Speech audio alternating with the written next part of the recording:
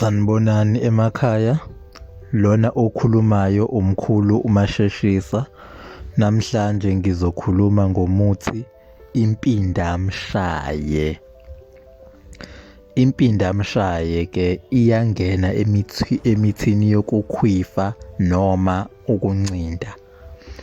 Iyagquma, iyageza, iyaphalaza, iyangena emithini yokucupha umthakathi, iyangena kwi-back to sender mengabe siphindisela izinto emuva kubathakathi, iyangena emithini yokususa isichitho noma isinyama, iyangena emithini yokususa umeqo, iyangena emithini yokubethela, iyangena emithini yezitha, iyangena nasentelezini yokuchela mawuxosha imimoya emibi ekhaya.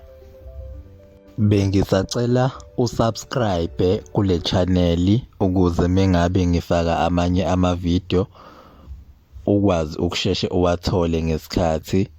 Bengisacela ulike nale video futhi. Siyabonga.